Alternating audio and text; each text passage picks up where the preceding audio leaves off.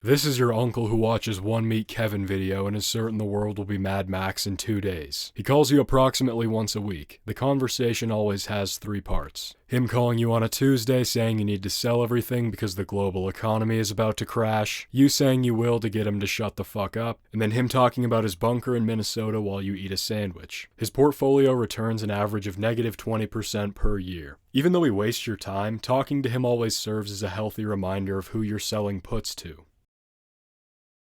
This guy buys one SPY put and thinks he's Michael Burry. He fantasizes about how one day he'll tell his kids that it wasn't easy betting against the American economy. It makes sense that your schizophrenic QAnon-supporting uncle would think the global economy is about to crash. There's no hope for that lost soul, but you'd have to be legitimately disabled to buy puts at this point, right? At least the bulls on Wall Street bets see some semblance of unrealized gains before their accounts are wiped out. These retards insist that everyone's wrong, and then say, yeah, stocks are just so disconnected from reality. Yeah, they are. The same disconnected stocks that made everyone else a ton of money while you were crying about the Buffett indicator.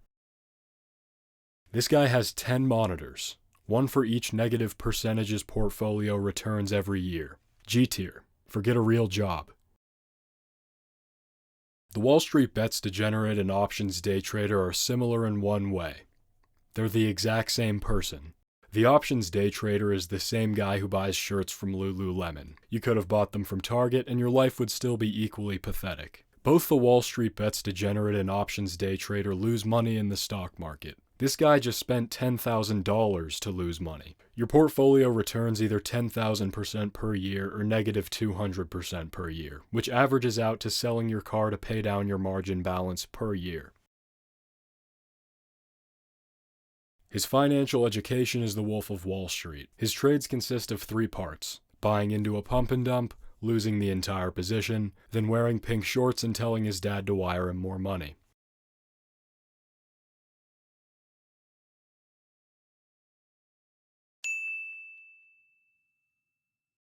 The Theta Gang Wall Street Bets relationship goes like this. First you find Wall Street Bets, where you quickly proceed to lose 50 to 75% of your savings. You then venture to Theta Gang looking for rehabilitation and make 50% of your money back in a few weeks. The day you start believing that you've finally cracked investing, you lose 75% of your portfolio in a few hours. At this point you realize no matter what strategy you choose, the market is efficient and you'll probably lose money long term. So you decide to make the responsible decision and return to Wall Street Bets because YOLOing options is more fun.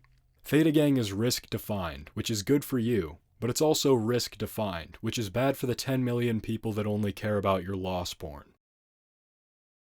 The Virginfund Loser is like the 23-year-old TikTok influencer. Even your parents don't give a fuck about you. Your portfolio returns an average of 8% per year, 1% for each friend that no longer invites you to stuff. Ironically, the Virginfund Loser and Wall Street Bets degenerate always end up in the same place, just for different reasons.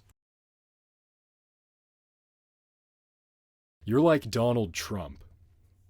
In absolutely no way. Trump's a real estate billionaire, you're a loser with $500 in a glorified Virgin fund. Trump ran a country, you run up $300 tabs at Applebee's. Trump owns Mar-a-Lago, you rent a studio apartment with a guy who deals meth. Crypto investing is more of an investment of your time. Time spent explaining to your friends, family, or random people in the street that they should give a fuck about crypto. Crypto is A tier. A tier below the Virginfund Loser. The value investor's worst enemy is Elon Musk, which is surprising being that you're both boring. He just has a multi-million-dollar company. This guy got into investing roughly 1 month ago, a week after he dropped out of high school. His portfolio is made up of 95% unrealized losses, but he's certain that silver's going to be the next big short squeeze. That's because he has the formula to recognize a short squeeze opportunity before anyone else. Some of the signals include a company that's unprofitable, has horrible fundamentals, a stale brand, and just in general is a terrible company. This makes him dump his life savings into shares. We're at the top, guys.